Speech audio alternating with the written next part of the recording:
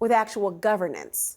Well, I have the perfect guest to talk about all this. We've got Maura Gillespie, who is press advisor to Speaker John Boehner, and also John Lawrence, who was chief of staff to former Speaker Nancy Pelosi. He's also the author of Arc of Power, Inside Nancy Pelosi's Speakership, 2005 to 2010. Maura, John, I'm so glad you guys are here because, you know, when you bring on a member of Congress, oftentimes they're going to give you the party line. They're going to tell you their angle. I want to know what really is happening behind the scenes because that's where really the meat is on the bone and rubber hitting the road. They have a quote unquote week off right now. It's not really a week off, though, is it? What are they doing right now to try to secure who will be the next speaker? Well, you know, the rule is that you need 218 votes to be elected speaker. And I think the reality is, based on the confusion that occurred yesterday and the unprecedented events of yesterday, is that nobody has that 218 votes.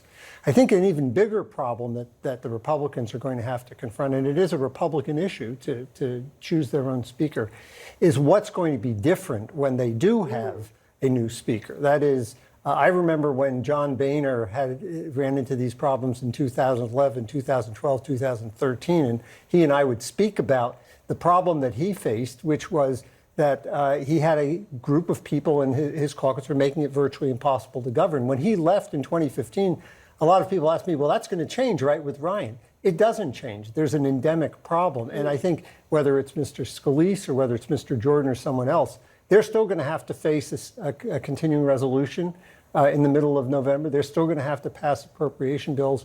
And because it's divided government, they're going to have to deal with Democrats. That's presumably the reason that the speaker lost his job. The next speaker is going to be right back in the same soup. Well, Maura used to work for Boehner, and obviously he had the Tea Party challengers. He also ultimately resigned. A big question right now is anything going to be different right now? Are there really no lessons learned? Because at least then there was not a looming vacancy that would last at least a week. Right. The situation's different. You know, John Boehner had plans of retiring. He had wanted to. Eric Cantor lost his primary. We saw that happen, and who was the then majority leader. And he realized he had to stick around. This Republican Study Committee, which then turned into what we know as the Freedom Caucus, the Tea Party delved into this kind of faction of the party. They have continuously moved the goalpost to make it super challenging for the speaker and just for leadership in general to get things done. And so for John Boehner, he constantly looked to find ways to find compromise, which was not a dirty word, and nor should it be. But now it seems like it's taboo. Now it seems like it's taboo because we view each other as enemies, Democrats versus Republicans, whereas that shouldn't be how we view our fellow Americans. We should be looking at it as we have policy differences. But so much of what we're seeing right now on Capitol Hill feels personal, and that political divisiveness is what I think really frustrates people at home watching this, that they feel like nothing is getting done because it's just fighting to fight and not on actual policy issues. Because what Matt Gaetz did, he had no plan. He had no plan of what would happen after he ousted McCarthy. He just wanted to oust McCarthy. Well, there's a lot of anger now towards those Republicans, the 8 of them who ousted him, including Matt Gaetz. In fact, I want to play for you as a little bit of what has been said about these 8 Republicans, because they did stand in contrast to the majority of Republicans. Listen to this. I think there needs to be a reckoning within the conference. There needs to be accountability for the 8 individuals who selfishly upended our House majority and put their own interests above the country. These individuals need to be held accountable and realize that you cannot continue to act in the manner that they are. Because once they have one disagreement with the next speaker or the next leader, we're going to be headed down the same path. I don't see how they can really be part of a conference when they stand on they come on the inside, listen to what's going on, and go outside and lob bombs in the middle. I think it was done for narcissistic, for selfish reasons, for fundraising reasons. I don't think it has anything to do with actually advancing conservative causes. So you know McCarthy thinks it's personal, right? You mentioned the idea of the dysfunction of the fighting just to fight, but what are the consequences? What could they realistically do? Well, here's the problem. You only have a margin of 5 seats, and if you're going to disenfranchise those people by throwing them out of the conference or taking them off their committees, you lose your operating majority. Whoever the new speaker is going to have to put together the votes. And I think the vast majority of Republicans on policy grounds are still going to demand legislation that is probably going to be anathema to a lot of Democrats. So this is made inestimably more difficult than Mr. Boehner had, or Ms. Pelosi had in her first term, because they only have a 5-seat margin. And so taking vengeance on these 8 people is operationally going to make life very, very difficult. I realize the anger. One of the things that you say in Capitol Hill is everybody wants leadership, but nobody wants to be led. And I think that's one of the problems that the Republican majority is going to face. They somehow are going to have to select a leader who can come back and get 218 votes, maybe get some Democrats to participate in supporting legislation, but they're not going to do that if they are constantly being held at the mercy of people who are demanding 15, 20% cuts below what they already agreed to. That's just not going to work. And they're not going to get Democrats. They're not going to get a majority of Republicans. By the way, unlike Pelosi, for example, who did not have that motion to vacate rule and order in the way the others did, that was not the sort of Damocles all the time. But it's also a matter of trust, right? It's coming down in many respects to not just the policy considerations, but it sounded like they didn't trust McCarthy, Democrats or Republicans. In fact, some of the complaints about McCarthy from Democrats include that he accused Democrats of wanting the shutdown after they voted to avoid the shutdown, that he gave Democrats 30 minutes to review short-term spending bills. They reversed the decision about holding a vote for an impeachment inquiry, or as he called it, an inquiry. He made a deal with Biden on debt limit, then he backed out. He helped craft the microchip bill, then whipped his party to vote against it. He delivered votes for COVID relief, then he criticized it and worked against the creation of the January 6th committee. So you've got what those 8 Republicans are talking about, and he's accusing Democrats of being problematic in all this and not supporting them. Maybe that's why he's going after Pelosi in the office.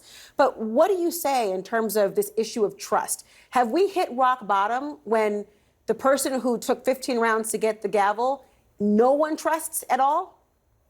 I have thought we hit rock bottom on January 6th, and we continued to show me that maybe we hadn't. And what happened this week with Kevin McCarthy and the fact that Matt Gaetz, a congressman who has been accused of sleeping with a minor and is under House ethics investigations, successfully ousted the Speaker of the House, and without any plan of how to resolve the situation, with no aspirations to come up with a solution to keep the House operational. And he had it with the help of Democrats, and now he's just fundraising off of it, as he did all weekend. And that's where we are in politics. Is this the best we have to offer? And I think this goes to ego, it goes to trust, and our responsibility as Americans to vote in our primaries, to get involved, because we let ego-driven people like a Matt Gaetz get in Congress and then feel empowered to do what he did because of the motion to vacate acquiesce that Kevin McCarthy made it in January. Well, he's walking around, I think, feeling quite proud of himself, right? He and the 7 others feel as though they were able to accomplish something, which is why, in part, those who were in the majority of the Republicans voting against this are enraged by it. But talk to me about this office thing with Speaker Pelosi, former Speaker Pelosi. Really, of all the things to prioritize, one of the first orders of business, John, is to move her out of her office. She's not even here, by the way. She didn't even vote. She's at Senator Feinstein's funeral. What's this about? I wish I knew. The notion of giving a former speaker an office actually originated with Mrs. Pelosi. When the Democrats won control in 2006, she offered the outgoing speaker, Mr. Hastert, a room in the Capitol, a very nice room, I might add, to use as his office until he decided that he was going to leave.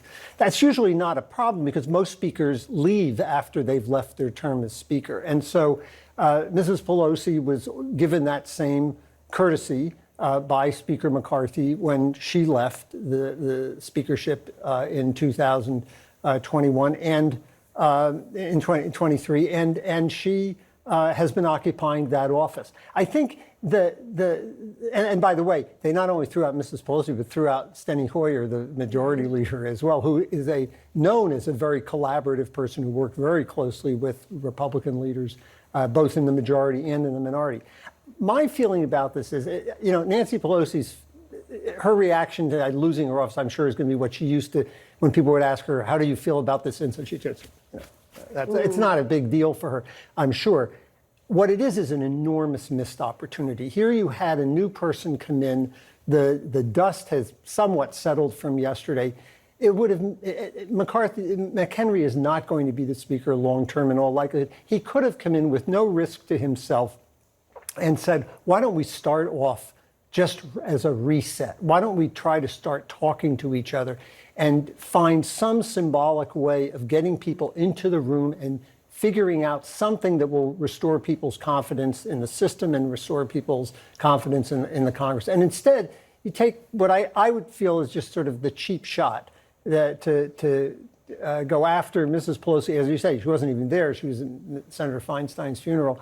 And start off with an adversarial act that I think is naturally going to only inflame passions. I don't see the point, and I think it just was a missed opportunity for that reset. Well, the point was peak, and we're talking about it. Mara, John Lawrence,